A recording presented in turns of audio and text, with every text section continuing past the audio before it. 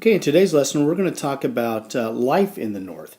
You saw in the last unit, some of the technology advances in the North, but today we're going to talk about the people. And we're really going to be talking a lot to do with discrimination and differences. Okay, remember way back we were talking about the Lowell Mills in Lowell, Massachusetts, and that was kind of a model system. The factory owners really were trying to get some women to come work for them, all right? And they had to make sure that these factories are safe, are clean, that the women are going to be taken care of, because how are you going to convince families to let their girls go work in these factories unless you provide the things that they need to keep them safe, to keep them, healthy, right? But in the 1840s, this begins to change. Now the factories are becoming much larger. Gone are the water wheels. Now they're being replaced by steam engines, so they're steam powered, and it's much more dangerous. In fact, the days of the model factory are over. Now they're looking, and even the whole idea of the factory is even changed. They're more interested in quantity, how much they can produce each day, rather than quality. Okay, the faster they can produce a piece of manufactured goods, the quicker they can get it out of the factory, and the quicker the profit's going to be. And this is going to be, and now, by the way, many people are looking to work in the factories. Okay, before, factory owners had to basically, beg workers to come, but now, as the factories are spreading, and as more people are coming into the United States and more people are looking for these factory jobs, now there's an oversupply, a glut of workers looking for these jobs. So therefore, these factory owners know that they can get rid of, whoever they don't like, whoever is sick, whoever calls in sick, whoever's not doing the kind of job, or anybody who is complaining about the work, they can replace them because there's many people waiting in line for these jobs. All right? Now let's get back to the quality thing before. Up until this point, up until the factory system, you had artisans, people who, specialized in creating certain things. Maybe it was a clock manufacturer or a gunsmith or a furniture manufacturer. These guys are artisans. They've practiced and worked their whole life to make quality items. Their future depends on it. Well, now in the factory system, you might work all day making, just turning a machine, or whatever you're doing. It's mindless. You don't need an education. You don't have to be an artisan at all. You're basically just a cog in the big machine. Okay, so the quality goes down, and the workers are certainly not going to be creative. They're going to do the same thing. It's mind-numbing, endless work. Okay. Also, they work long hours. Look at those times: 4 a.m. to 7:30 p.m. Oh my gosh. 4 a.m. to 7:30. Now think about this again. Before 4 a.m., and oftentimes it's the whole family who's working in these manufacturing plants. Dad, mom, even children. So if they have to be on the job at 4 a.m., well, they're probably up at what? 2? Mom has to make breakfast, feed the family, right? So they get to the manufacturing, to the plant. They work till 7:30 p.m. They go home, and guess what? They're not swinging through McDonald's, pick up some Happy Meals for the kids. Mom is then making dinner. So do you think mom's going to be a very happy person? Don't you think the quality of life in these homes is going to be tough? Oh my gosh, this is terrible, not only for the amount of work that they do, but the quality of life they have at home. Many of these workers live in these kind of factory towns that are owned by the manufacturing company. They live in squalor. They're small. They're dingy, not very welcoming. This is a terrible way to live, but they're making a living. Now, also, do you think there's going to be an emphasis on education? So what happens is these kids who have worked in these factory plants their whole life, when they get to be an adult, where do you think they're going to work? Probably at the same plant, right? They don't have a quality education, so they're going to have to do the same thing that mom and dad did. Okay, there are many, many hazards. There's no windows, So it's dark and gloomy in there. There's no heating. It's freezing cold in the winter, burning hot in the summer, and there's no safety devices. So I want to read something to you that's in your textbook. I think this is very interesting, and this should kind of give you an idea of what life was like and what these factory owners thought of the workers. Okay, so here we go. Alzina Parsons never forgot her 13th birthday. 13th birthday. She began as usual with work at the local spinning mill. Suddenly, Alzina cried out. She had caught her hand in the spinning machine, badly mangling her fingers. The foreman summoned the factory doctor. He cut off one of the injured fingers and sent the girl back to work. Now, can you imagine having your finger amputated and then being sent back to work? And you know why this is? Because if she said, "Oh my gosh, I can't work," they'd have probably fired her, because there's plenty of other people who are willing to work in these manufacturing plants. Okay, because of the very unsafe work conditions, the low pay, the terrible conditions, we begin to see the formation of trade unions. Okay, they call for a shorter workday, higher wages, better working conditions, all those things that you think would somebody who cared about the workers is going to do, but they don't. Okay, now these trade unions really start with the artisans. Now, these manufacturing plants did employ a few of these artisans to maybe design the original piece of furniture. All right, so they need an artisan to kind of say, this is what this table is going to look like, or what this clock should do. All right. Now these artisans start to call for more pay, for better working conditions, and the manufacturer plant needs these artisans. All right, they need these people, so they agree to give them higher pay. But those unskilled workers, the people that are actually running the machines, the plants, they're unskilled. You could teach someone how to do this in half a day. So they have very little clout. They don't say, if you don't give me higher pay, then I'm going to walk off the job and the plant's going to come to a screeching halt. No. Shoot, we can train somebody in an hour how to do your job. So they don't have a lot of this, kind of muscle that artisans have. So many of these people start calling for a strike. A strike is, we are all going to group together and we refuse to work. We're not going to work until you agree to meet our demands. Now, at first, this is illegal. You can't do this. You can be arrested for this. Many of these strikers, they're going to face fines. They can be thrown into prison because, remember, it's illegal. And often employers just often fired the strike leaders. Like, they'd find out who's the guy that's encouraging you to strike. Boom, he's fired. Okay, but slowly progress is being made. In 1840, I think it was, the president agreed to shorten the workday for federal employees to 10 hours a day. Woo, 10 hours a day. All right, so that's a pretty good deal. And then in 1842, Massachusetts, the court system in Massachusetts said that, workers did have that right to strike. So you start to see just a little bit of change coming. All right? All right, now let's talk about women's unions. Now women have always, even though women actually had been working in these factories for quite some time, they'd always earned less money than men. Whoops. Remember about half pay. They're often thought of by less. Even the strike leaders, or the union leaders, often look down on these women. They didn't want them there either. In fact, one of the goals of the union was to increase wages for men so that they can support their families, so they can get the women out of there. Even other women in America don't support women working in factories. They think they should be home, taking care of their family, taking care of their kids. Oftentimes they say, why are these women taking jobs of our men? So women are always going to have a struggle here. They're not even getting a lot of support from other women. But in Lowell, Massachusetts, remember the Lowell Mills, you start to see some women begin to organize. In the 1830s, 1840s, you start to see a union form for women that's going to call for, better pay and less hours. All right?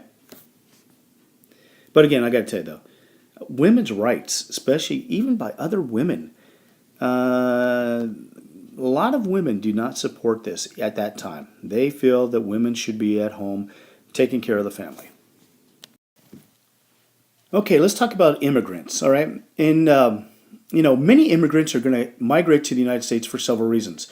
It could be because of unrest in their country. It could be famine. It could be looking for higher wages. Believe it or not, many people came from Great Britain to the United States. Now, what I'm talking about are the kind of the higher skilled workers, machinists, carpenters, things like that. Remember, America has always been, up until this time, a little bit behind Great Britain. The Industrial Revolution had started in Britain. They have a head start. America's trying to catch up, and they're willing to pay a little bit higher wages for these skilled people. So many people came from Great Britain, for higher wages. All right. From Ireland, though, man, a big famine hit, the potato famine. Now, Ireland was under the control of the British. They're part of the British Empire, but they're different from the British, right? They're Catholic. They haven't always gotten along with the British. And what's really sad is that most of the land in Ireland is controlled by the British nobility, aristocracy, gentry. And they grow a lot of farm products in Ireland. Wheat and different crops. But most of these crops, the wheat and the oats, are not going to go to the Irish, right? Irish people, the poor people who work, eat primarily potatoes. Their diet consists mainly of potatoes.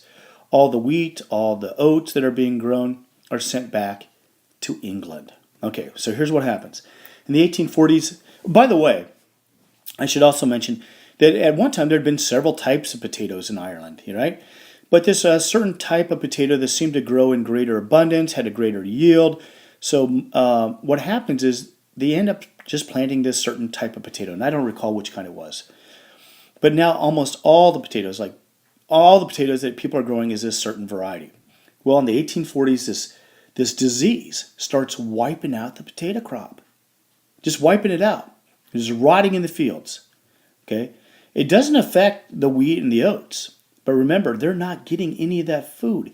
All the wheat and all the oats, as it's growing lovely in the field, is being harvested and sent back to England. So the people who rely on the potatoes, because that's their diet, are dying. The potato famine. Okay? Thousands of people die of starvation. All right? And these people are very poor. Because of a poor nutrition, they also get a lot of disease, and many people die of disease. Thousands of the Irish are dying not only from starvation, but they're dying from disease. So between the mid 1840s and the 1860s, these Irish immigrants begin to try to migrate to America. If they're lucky enough to be able to get passage, they're going to come on steerage, which is the lowest level, lowest class. Many of them try to sneak on board. It's a terrible disaster. But 1.5 million Irish, poor Irish, flee to the United States. All right. Now in Germany, Germany is also affected by a famine in the 1830s. But really, it's going to be in the 1840s. There's going to be a lot of revolution. People of Germany begin to try to revolt, to try to get more democratic reforms, but the reforms don't happen, and they flee. They want to come to the United States for a better life. So between the 1840s and 1860s, 1 million Germans. In fact, my heritage, my mother's side is German, and they came out to the United States during this time to escape, that unrest in Germany. So you see a lot of Germans and a lot of Irish that begin to migrate 1840s, 1850s, 1860s. Okay, so many of these people, now a lot of the Germans are a little bit better off. Some also are Jewish. Okay, these people aren't as poor as the Irish. Many of them are going to come to the United States, and they're going to come to the central part of the United States. You think about the German influences. They bring a lot of their farming techniques to. That's why you see so many Germans in Wisconsin and Illinois and Missouri, Nebraska, bringing a lot of their German traditions with them. A lot of farming. But the Irish, especially, and poor Germans and poor British, they're going to be the ones who are going to be working in these factories. They supply much of the labor. They don't have money to buy land. They don't have money to start businesses. So where are they going to work? Well, naturally, they're going to work in the factories, and they're going to supply most of the labor, which really helps our economy grow. But they don't get any appreciation. Let me tell you that for sure. All right, check out this chart. All right, here's the 1820s, 1830s. 1840s. What's going on? 1850. Oh my gosh, look at the Irish here. What do you think is going on? It's the potato famine. 1860s, it begins to drop off. All right, and what do you think was going on in 1860? We start, the Civil War. By the way, many of these immigrants, especially in the 1850s, late 1850s, are going to fight in the Civil War. Let's say, so you look at these two groups, especially the Irish and the Germans, begin to really migrate heavily into the United States. And they're going to be welcomed with open arms, right? No, of course not. We have this group called nativists, all right, which is really strange if you think about it.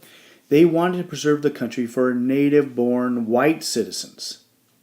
What? Unless you're 100% Native American, we all are immigrants to this country, right? And it seems so unfair, so unjust. Their family came here first. They have the blessings of liberty. They have the blessings of America, and they don't want anybody else to have it, all right?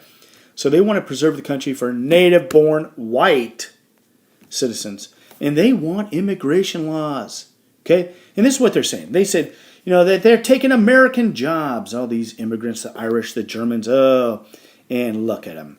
They look funny. They sound funny. They have different languages, customs, and dress. And, they're probably causing all the crime in our country, and those Irish are Catholic. Oh, no. Remember, America has been dominated by white Anglo-Saxon Protestants, WASPs. And anybody who is not a Protestant is going to have a very difficult time here. So the Irish are extremely, suppressed. They're thought as white trash. It's very difficult for them to rise, to any kind of a status. So that's why you see the Irish really grouped together. They're going to have strong Irish communities, strong Irish local politicians who are going to help the Irish. In fact, there's many people that are getting off the boat in New York or wherever in Boston, and they're going to be met by Irish people who are going to help them find jobs, help them find housing, help them find work. Some of these guys are pretty unscrupulous, but some are actually trying to help these Irish in our new country. But as you can see, they are being blamed for lots of the problems in the United States. As a matter of fact, for my family, my great-great-grandfather, or whoever it was, when he came over, his last name was Koch, K-O-C-H. But that sounds too German. So when he immigrated in, they changed that to Cook, spelled C-O-O-K, the English spelling, so that they wouldn't be discriminated against as much. All right? So these nativists, they've had enough of these immigrants coming and stealing American jobs, so they form a new political party. Now, get the name of this party. It is called the Know Nothing Party. Know Nothing Party. Well, and the name for this is because many people say, "Hey, what is your party? What's it about?" And they say, "Oh, we don't know." They are basically a group of people who are anti-immigrants, anti-anything other than people who are already in America. But the scary thing is in 1856, this party wins 21% of the popular vote. So this discrimination party, this party of, unjustness, unfairness, has a lot of popularity. 1 out of 5 people support this party. But you're going to see that this party dies out. And my theory is, and this is just my theory, is that, remember, 1856, 21% of the vote. 1860, Lincoln wins the presidency. 1861, the Civil War really begins. And you can see a lot of these immigrants fight and die in the Civil War. And I think that begins to change America's perspective of some of these immigrants, that they're willing to fight and die for the same democratic values and republicanism that these so-called, nativists also believe in. That's my theory. Finally, let's talk about African Americans in the North. Okay, by 1800, all northern states had outlawed slavery, okay, which is good, no slavery. But that does not mean they don't discriminate. That doesn't mean that everybody in the North wants to treat African Americans fairly or give them equal rights. No, they still have the same discrimination against African Americans, probably more so than they do Irish and Germans. Now think about this. They may not like the Irish because they're Catholic. They may not like the Germans because they sound funny, but they are white. Okay, so they got that going for them. So what is discrimination? Discrimination is a policy or an attitude that denies equal rights to certain groups of people based basically on their skin color or their sex or their religion or some other thing like that. Now these people, all these groups of people who are being discriminated against are going to have difficulty finding a good job. African Americans also face competition for immigrants. Now like I told you, if it came down to, if you owned a manufacturing plant and you're in the North, you own a factory, and the candidate is a white Irish guy, Catholic, ugh, right? Because they don't like Catholics. Or an African American, who do you think they're going to hire? They may not like that Irish guy, but they're going to go with him probably over the African American. That African American could be the best worker on earth, but he didn't ever even get the chance to prove it, oftentimes because of his skin color, which is terrible. Okay, but despite these obstacles, some African Americans did achieve, success in business. Well, I should say before I get into that, though, an owner of a factory who might, say, something, I'm going to give this man a shot. I'm going to give this African American a shot. I'm going to go ahead and hire him. Oftentimes what would happen, though, is he'd walk in for his first day of work, and the other white workers are like, okay, that's it. No. We're not going to work with him. And they would often threaten to strike or threaten to quit. So even if they were lucky enough to get a job, they're certainly going to face discrimination from other workers and make their life miserable. And so it's a very sad chapter in our history. Okay, now like I was saying, there are some African Americans who do have success in business, though. Some of these men go on to create new inventions. Manufacturing plants, new corn planters, new cottonseed planters. You're going to see people who are successful in lumber yards, newspaper articles. You start to see African Americans, especially up in New England, Massachusetts and Maine being probably the stronghold of this movement, is to get them education, law degrees, journalist degrees. So you start to see a little bit of change for some of these African Americans. Okay, so there you have it. We've talked about how the factories have become just a place of horror to work in. You see how these owners don't care about their workers, but you start to see some changes where workers begin to strike, unions begin to form. You're going to see how women face, discrimination. You saw how those immigrants begin to come over to the United States for reasons like famine or civil unrest or higher pay. And you're going to see, again, some of the discrimination against these people. And finally, how African Americans were faring in the North. Even though there's no slavery, African Americans certainly did not have equal rights in the North. All right, well, there you have it. We'll talk to you next time.